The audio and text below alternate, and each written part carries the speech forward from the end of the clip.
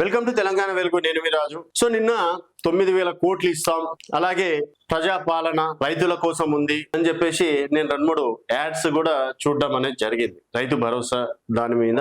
So ఈరోజు రేవంత్ రెడ్డి గారు 2 ఎకరాల వరకు రైతు భరోసా వెయ్యడం అనేది జరిగింది.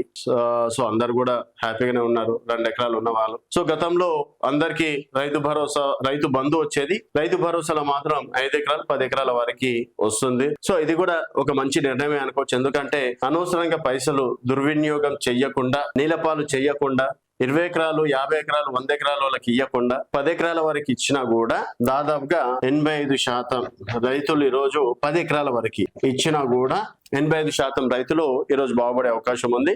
దాదాపుగా 2,500 కోట్ల పైచిలకు అయితే నిన్న అమౌంట్ వేయడం అనేది జరిగింది. నిన్న 1 ఎకరా వాళ్ళకి వచ్చింది, 2 ఎకరా వాళ్ళకి ఇంకా కొంతమందికి డబ్బులు అనేది పడలే.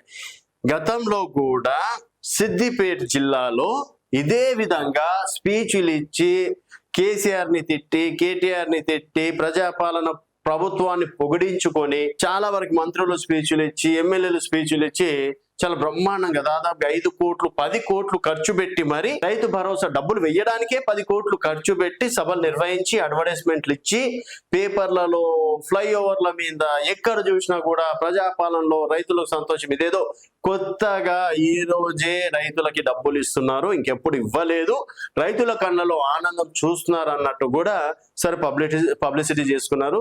చేసుకోండి, ఎవరి పబ్లిసిటీ వారికి, కాదనలేము. కాకపోతే గతంలో కేవలం 2 ఎకరాల వారికి మాత్రమే రైతు భరోసా వచ్చింది, మరి మిగిలిన వారికి రైతు భరోసా ఎక్కడ? సో ఈసారి కూడా ఇంతే హఠాత్తుగా చెప్తున్నారు కాబట్టి ఈసారి కూడా 2 ఎకరాలు లేక 5 ఎకరాల వరకు మాత్రమే రైతు భరోసా ఇచ్చి మిగిలిన వారికి మళ్ళీ ఎగ్గొట్టే కార్యక్రమాలు ఏమైనా చేస్తారా?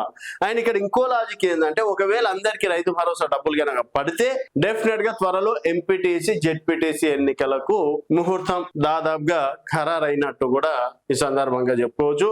సో 9,000 కోట్లలో దాదాపుగా ఇప్పటికీ అంటే 7,000 కోట్లు ఆర్బీఐ నుంచి అప్పు తెచ్చినట్టు కూడా నిన్న ఒక సర్క్యులేట్ ఏదో చూసినాము.